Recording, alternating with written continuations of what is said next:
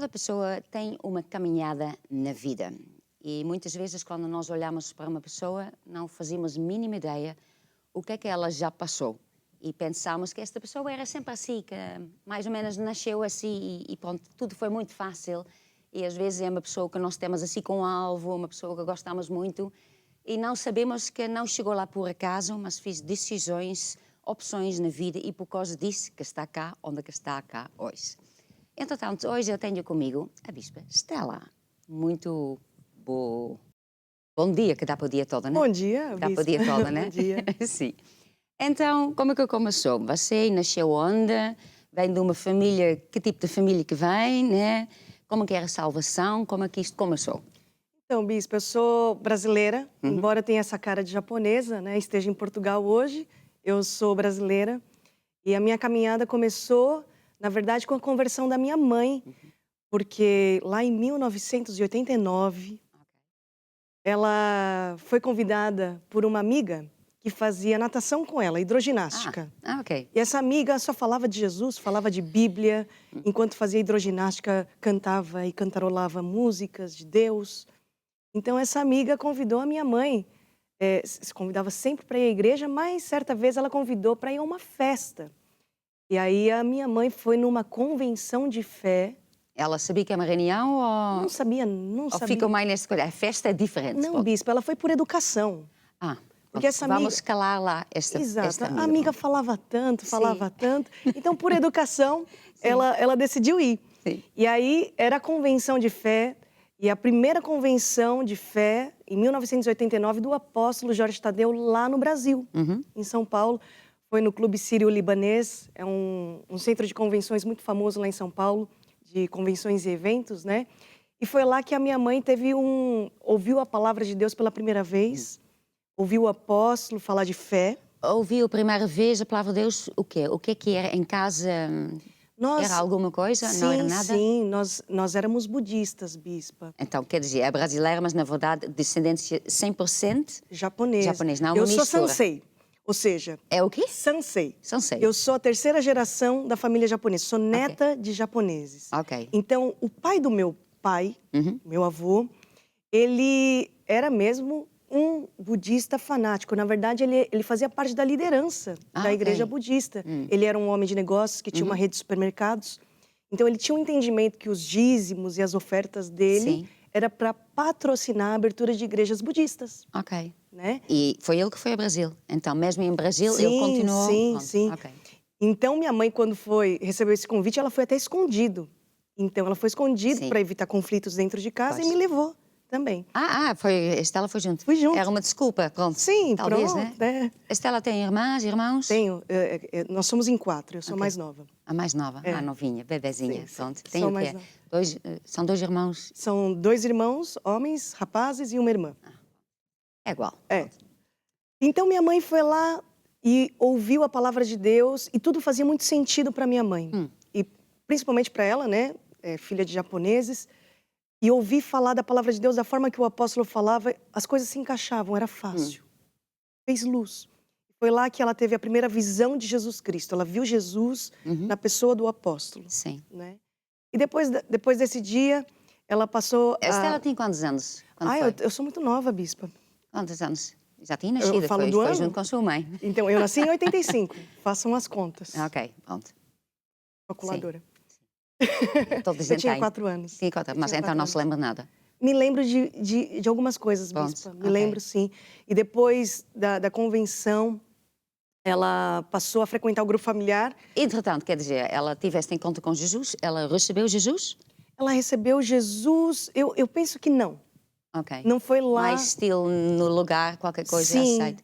E depois chegou em casa e sabe se ela disse qualquer coisa, a família fica a saber? Ou isso? Não, ainda não. Ainda não. Depois que a minha mãe passou a frequentar o grupo familiar, aí sim, toda a minha família passou a conhecer Jesus, fomos ao grupo familiar, todos os irmãos. Então isso foi assim tão fácil? Não houve uma luta na família? Houve lutas, por quê? Justamente por essa situação, né, principalmente da parte do meu pai, que era mesmo muito budista. Né? Inclusive, o meu pai se converteu antes de falecer, nessa fase, depois que minha mãe compreendeu a origem dos problemas, da idolatria e Sim. tudo mais, né? E desfez esses pactos também. Ah, ok. Né? Porque eram muitos pactos feitos que ela depois descobriu. Pronto. Exatamente. Então, toda a minha família se converteu e começamos aí a nossa caminhada com Deus, né? Num grupo familiar, Sim. depois na igreja local, todos servindo a Deus. E eu, desde pequena, servindo a Deus também. E já nessa altura, no grupo familiar, foi quando a minha mãe, quando nova convertida, teve a segunda visão de Jesus Cristo, de ver Jesus na palavra. Então, ela tinha muita fome das cassetes do apóstolo. Até hoje ela tem todas as cassetes ali, os livros. E eu, desde pequena, né, Sim. já ouvia aquela palavra e as músicas. Minha mãe, ela era muito impactada e tocada pelas músicas, a palavra, né, tocada pelo Curiacos. Então, aquelas músicas entravam nela, mas também entravam em mim. Sim. Né? E eu cresci com isso também. E pronto, tudo começou no grupo familiar, depois na igreja local, e a gente envolvido na igreja. Então, foi assim que começou, pronto, na igreja, na verdade, a sua caminhada. Pronto, Sim. né? Era bem novinha. Entretanto, depois lembrou-se uma época que tive mesmo um encontro com Deus, ou foi assim tão gradual que depois automaticamente foi servindo a Deus, ou como é que foi isso? Sim,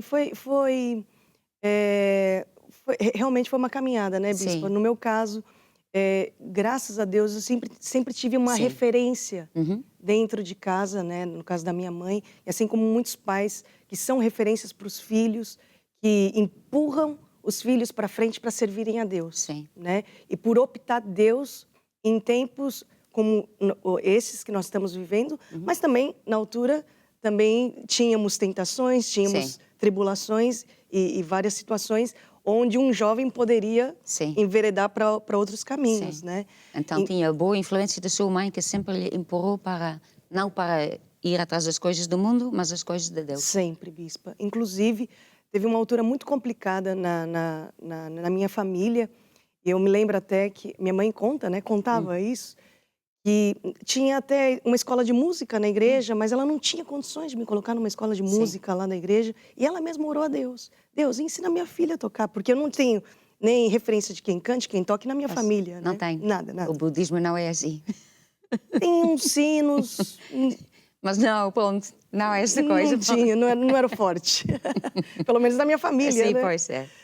E aí, ela mesma orou a Deus, pediu ajuda ali, ensina minha filha, Deus. E no grupo familiar comecei a aprender sozinha, com as fitas mesmo. Ouvia e tocava. Alguém lhe deu um violão ou qualquer coisa Com muito assim? esforço, depois minha mãe me deu um violão. Ah, ok, sim. E fui aprendendo sozinho, foi o primeiro instrumento. Foi aí que eu fui me envolvendo cada dia mais na igreja, né? No louvor, depois nos grupos familiares. E fui crescendo nisso. Então, começou assim nos grupos familiares, mas estava no grupo familiar a tocar. A tocar. Não estava a falar. E depois... Era outra conversa, Sim, eu falar. não, aí depois crescendo, também assumi um grupo familiar muito novo. Fui líder de grupo familiar com 15 anos. Com 15 anos? Meu primeiro grupo familiar. Outro dia falei com alguém que começou com 14 anos. 14? Pronto. Já é muito bom. Muito bom. E aí o meu grupo familiar era assim, eu pregava no grupo familiar, depois sempre envolvida na igreja, depois eu comecei os meus estudos. Na altura... O que é que estava a estudar? Eu estudei rádio e televisão. Estudou rádio e televisão. Fiz formação. Na altura, a Igreja Maná, lá no Brasil, nem se falava de rádio e televisão. Depois disso, estava a pensar, quer dizer, na época não, nem nada disso. E tanto é que a faculdade... Por que escolheu isso? Porque era o que eu gostava. Pronto, era só... Como a maioria dos jovens, na verdade, escolhe, né? Sim. É isso que eu gosto, isso que não gosto. Não, mas é engraçado, Bispo, porque a Bispa também prega isso e, na altura, eu busquei direção de Deus. O que um jovem faz, né? Sim. Como obter direção de Deus. E nessa faculdade, até que eu ingressei, era uma das primeiras faculdades que estavam iniciando esse curso, porque era muito novo na altura, né? Então, eu fui das primeiras turmas ali. E comecei a estudar e tudo. E depois de um tempo... Deus colocou no coração do nosso apóstolo o desejo de implementar a visão da mídia, televisão, lá no Brasil. Né? E foi um tempo que eu vim aqui para Portugal para um treino muito rápido. Intensivo. Muito intensivo. Alamaná. Alamaná. E depois já voltei lá para Bragança Paulista. Sim, foi, sim. Né? E depois nós começamos... vários projetos e dali... Entretanto, ainda estava a estudar ou já tinha acabado? Ou Sim, parou meio? sim. Ou não, já tinha acabado? Tinha acabado, estava no fim e pronto. E depois a gente começou com vários projetos a nível de televisão, lá no Brasil, tanto em Bragança Paulista, em Ribeirão Preto e depois em outras regiões. E foi um tempo muito especial para mim, porque eu aprendi que como Deus junta as pessoas, a visão que Deus dá ao homem de Deus, né? E não foi uma, nem duas, nem três, foram várias as vezes que o apóstolo dava uma instrução, olha, não era de um canal, não era de dois, mas eram de vários canais. E nós não tínhamos equipamento e nem pessoas. Não, isto era uma coisa muito estilo caseiro, era lá em casa, o estúdio, né? Pois é. Sim, eu lembro lá assim mais ou menos, Lembra? lá, estilo cave, qualquer coisa e tal, e lá, pronto. Então, nós não tínhamos lá... Eram uplinks e coisas assim que tinha aí. Uplinks e tudo. Sim. Então, a equipe, às vezes a gente vê a estrutura de televisão, né? E na altura a estrutura de televisão era a Estela que tocava lá, depois gravava o testemunho, depois gravava, depois editava e lançava na continuidade também. Sim. Então, foi uma experiência, mas de uma semana para outra eu vi assim como Deus acrescentava as pessoas, mandava as pessoas que não sabiam nada e que de uma semana para outra já estavam capacitadas, não era pela professora que era boa, né? Não era pelos alunos que eram bons, mas era Deus capacitando... Pela necessidade, na verdade. Capacitando os escolhidos. Sim. Porque toda pessoa que tem o coração no amor a Jesus e ao Evangelho, Deus, ele acrescenta de uma forma fantástica. E eu via isso, Bispa. E eu começava a entender ali que a visão da Igreja Maná não era só pregar o Evangelho, mas era fazer discípulos. Não só nessa área da televisão, né? E depois, como eu estava sempre envolvida na música, era também na parte dos grupos de louvor lá no Brasil. Então, quer dizer, ensinou-se a si próprio autoensino de música. Sim. Na verdade, né? Então, depois tirou mais alguma formação, alguma coisa, ou foi tudo... De música? De música? Ah, não, de música não. Não, aprendeu tudo sozinha, na verdade. Foi. Até hoje não sei ler partitura, não okay, não tenho teorias. Não, porque a pessoa olha para a Stella, pronto, Stella sabe essas coisas todas. Não. E olha como Deus faz, né, Bispa? Porque já nessa altura, quando isso começava a me fazer luz, a revelação da visão da igreja do fazer discípulo. E fazer discípulo da mesma espécie. Então, como eu estava naquela altura de fazer discípulo na área técnica. Mas aquilo me fez luz em mim. Então, eram várias as vezes, não foi uma, nem duas, nem três, a Bispa lembra, né? Que o apóstolo falava, Stella, faz um grupo de louvor, faz um grupo de louvor. Lá em Foz do Iguaçu, faz um grupo de louvor. Em Ribeirão Preto, faz um grupo de louvor. E sempre, quando o apóstolo ia, lá tinha um grupo de louvor. E depois, mais tarde, aqui em Portugal, fui trabalhar com grupos de louvor, o privilégio do time Curiacos também, né? Então, como Deus faz as coisas, mas naquela altura foi a revelação da visão da igreja do fazer discípulos. E a beleza, né? Que o evangelho nunca para, né? Pois é. Deus sempre acrescentava pessoas, inclusive para essa área. Sim, é muito interessante, né? Entretanto, depois estava na televisão e depois? Depois, eu lá no Brasil também, morei em várias cidades, né? Lá em São Paulo, Ribeirão Preto também, São Paulo é uma cidade do interior. Depois, lá no Sul. Depois também, ao caminho, também apareceu o seu marido também, alguns, né? Apareceu o Rafael também, lá no meio. E depois, a gente veio para Portugal. E isso foi assim, quer dizer, conheceu o Rafael e pronto. Não. Depois a gente vem, depois se casou, por acaso, pronto, assim. Não. Tem todo um guião, um roteiro aí. Ok. É subcapítulo, não, isso não é assim, é subcapítulo. Tem todos subcapítulos e tudo. Pronto, ok. Mas sim, nós nos conhecemos lá em Ribeirão Preto, por coincidência também nessa área do louvor, porque a igreja o Rafael, com a família, a igreja dele se juntou à Igreja Maná. Então era um grupo de louvor e eu ajudava também na implementação da visão para a família e para todo, não só para a família, mas outras pessoas também. O que é que ela achava dele? Eu? Sim. Bispa, eu estava naquela de implementar a visão e assim, quando a gente recebe alguém na nossa igreja, é família, né? Então a gente coloca o nosso amor, a nossa amizade e a retenção foi boa, porque hoje eu me dou bem com o Rafael, com meu marido, e com a família toda também. Conseguiu manter bem. Isso, a retenção Isso foi é uma boa. retenção muito boa. Muito boa também. Pronto. Trabalhei na retenção também. Sim, também, né? Pronto, também fiz uma luz. Exato. Mas foi só uma luz aí, ponto. Exato. Aí a gente começou, pronto, casamos e tudo, e viemos para Portugal, Sim. 6 anos atrás, quando o apóstolo... Também não tiveram uma igreja lá no sul do Brasil, ou não? Foz do Iguaçu. Ah, pois, sim, isso, estava-me a lembrar. Foz do Qualquer coisa. Iguaçu, é uma região muito bonita também.